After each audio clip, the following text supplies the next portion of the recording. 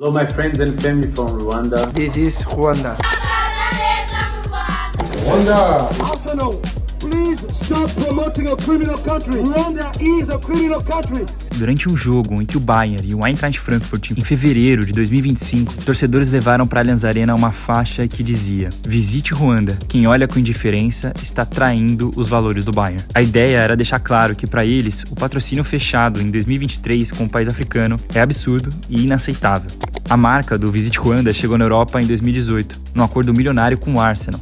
E lá não foi diferente. Sempre rola protesto pedindo o cancelamento imediato do contrato, que os torcedores afirmam ser propaganda política e lavagem de dinheiro. Tudo isso faz parte de uma disputa muito mais profunda, que envolve genocídio, conflito étnico e uma guerra de imagem que explica por que tem tanto torcedor puto com o fato dos seus clubes estarem fazendo propaganda de países africanos em guerra.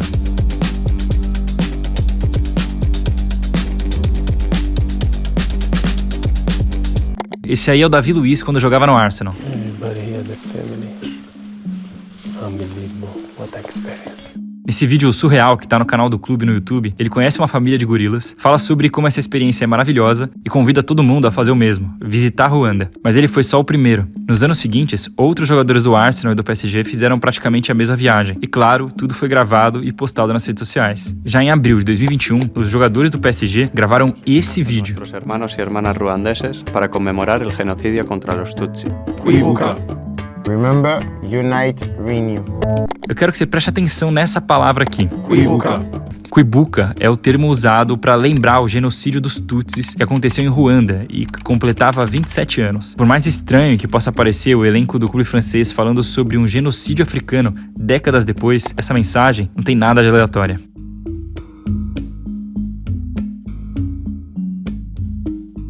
Ruanda é um país pequeno da África Oriental, habitado por 3 povos: Hutus, Tutsis e Tuás. Por séculos, eles viviam juntos, falavam a mesma língua e tinham costumes parecidos. As diferenças eram mais sociais do que étnicas. Mas aí chegaram os colonizadores, primeiro os alemães, depois os belgas. E foi com eles que tudo mudou. Para dominar o território, os belgas criaram uma estratégia para rivalizar os povos. Usando uma pseudociência racista, mediram a altura, formato do nariz e cor da pele para dizer que os Tutsis eram superiores. Apenas eles ganharam acesso à educação e aos cargos de poder. Os Hutus foram excluídos. Essa divisão foi para até nos documentos oficiais e transformou uma diferença social em uma separação étnica que marcaria o país para sempre. Com o tempo, cresceu o ressentimento entre os Hutus, que se sentiam oprimidos. Em 1957, eles escreveram o Manifesto Ubuntu, denunciando essa desigualdade. Quando Ruanda ficou independente, em 1962, o poder passou para o líder do movimento de emancipação dos Hutus, Grigoire Kaibanda. E aí começou um novo ciclo de perseguição.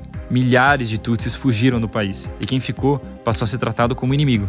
A propaganda de ódio tomou conta dos jornais e rádios. Kaibanda se referia aos Tutsis como baratas, termo que saiu até numa capa de revista com a pergunta: qual arma usaremos para derrotar definitivamente as baratas? Até que em 1994, o avião do então presidente Habyarimana é derrubado em Kigali. O que veio depois foi um dos maiores massacres da história moderna. Em apenas 100 dias, quase 1 milhão de Tutsis foram mortos, segundo uma estimativa da ONU. A matança só parou quando a Frente Patriótica Ruandesa, formada por Tutsis exilados em Uganda, tomou o poder. Com medo de vingança, mais de 2 milhões de Hutus fugiram para a República Democrática do Congo. O novo governo, liderado por Paul Kagame, prometia paz e reconciliação e entregou uma nova imagem, a de um país limpo, seguro e moderno. Mas essa propaganda tem um preço. Organizações internacionais denunciam censuras, prisões de opositores e o controle total do poder. Mesmo assim, Ruanda passou a ser divulgada como um país que se reconstruiu e deixou o caos para trás. Com seu plano dando certo na imprensa internacional, Kagame foi para o próximo passo.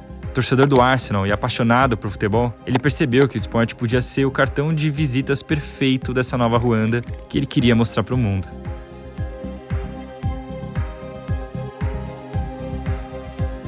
Só que antes disso chegar na Europa e envolver a Premier League, você precisa entender uma outra treta, que começou na República Democrática do Congo. Os milhares de refugiados Hutus se instalaram no leste da RDC, onde já viviam comunidades Tutsis há séculos, e logo o conflito explodiu. Na época, o país era governado por Mobutu Seko, um ditador apoiado pelos Estados Unidos. Em pouco tempo, ele foi arrancado do poder por um grupo de rebeldes liderados por Laurent Kabila, com apoio de Ruanda e Uganda em 1997. Parecia o começo de uma nova fase, mas Kabila rompeu com os antigos aliados e mergulhou o país em outra guerra. Por trás disso, existe algo ainda mais valioso: os minérios da região. A RDC é rica em diamantes, ouro e principalmente coltan, usado para fazer celulares e computadores. Enquanto Ruanda se vendia ao mundo como um exemplo de paz e tecnologia, as fronteiras serviam de rota para o contrabando desses minérios, controlada por grupos armados.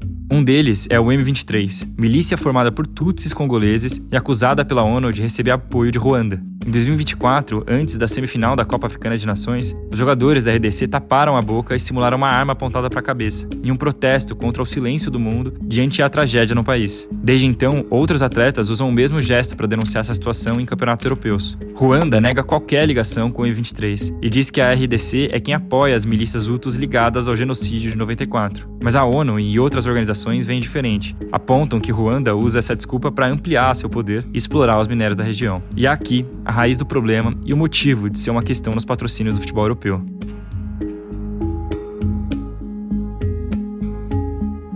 Em 2018, o Arsenal passou a jogar com Visite Ruanda estampado na manga da camisa. O acordo com o Ministério do Turismo de Ruanda, que era de 3 anos, incluía visitas de jogadores ao país, como a viagem do Davi Luiz que você viu no começo do vídeo. A reação foi imediata. Em meio a conflitos contra milícias e com a RDC, muita gente questionou por que gastar dinheiro com um time inglês era prioridade do governo. O Daily Mail, que é um tabloide inglês, chegou a chamar o uniforme de camisa da vergonha, lembrando que o Reino Unido gastava anualmente 60 milhões de libras com ajuda externa à Ruanda, enquanto eles entregavam 30 milhões em patrocínio para um dos times mais ricos da Inglaterra. Em 2022, enquanto o conflito entre Ruanda e a RDC voltava a crescer, o governo britânico anunciou um plano problemático: enviar imigrantes refugiados para Ruanda. Baseado no conceito de remigração, a ideia era obrigar pessoas, na maior parte das vezes não brancas, a se fixarem em um estado sem levar em conta a sua origem, cidadania ou escolhas pessoais. Em outras palavras, é uma limpeza étnica. E quem fosse aceito ficaria por lá, sem chance de voltar ao Reino Unido. A proposta chegou a receber aval do Tribunal Superior, mas órgãos públicos levantaram a discussão sobre o que aconteceria com essas pessoas ao chegarem em Ruanda e se o país seria de fato seguro.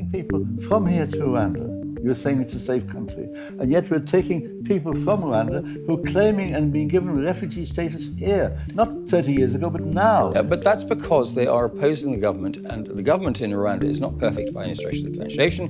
However, it is a perfectly safe country to live in if you don't oppose the government and try and undermine it.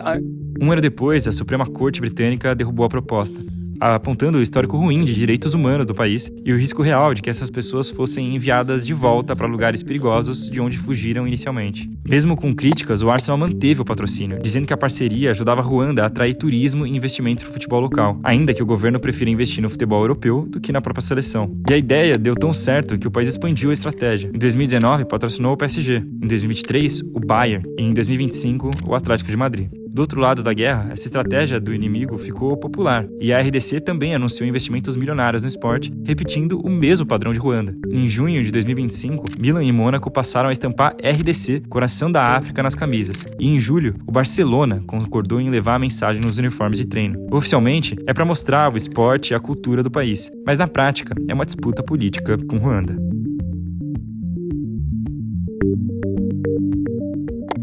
Ignorar de onde vem esse dinheiro ficou cada vez mais difícil. A discussão deixou de ser apenas sobre a origem e a intenção do patrocínio e passou por uma questão maior. Esses clubes estariam lucrando com violações de direitos humanos? Em janeiro, torcedores do PSG criaram um abaixo-assinado que já reuniu mais de 75 mil assinaturas pedindo o fim do patrocínio e uma posição do clube sobre a violência na RDC. E já em abril, torcedores do Arsenal, organizados do grupo Gunners for Peace, lançaram esse vídeo. Welcome to Tottenham. Just half an hour from actual London. It feels like the edge of the world. Why don't you come to Tottenham? Visit Tottenham.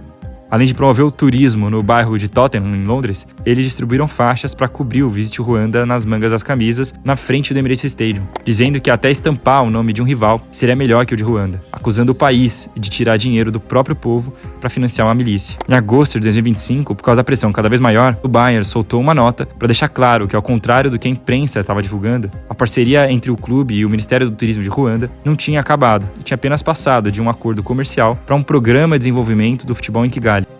O que deixa os torcedores ainda mais irritados é a grana envolvida. Segundo a BBC, o patrocínio com Arsenal rende cerca de 10 milhões de libras por ano, mais ou menos uns 72 milhões de reais. Parece muito, mas comparado ao faturamento anual, quase 4 bilhões e meio de reais, o valor não é tão expressivo. E isso reforça a dúvida. Vale a pena vender a camisa para Ruanda nesse contexto?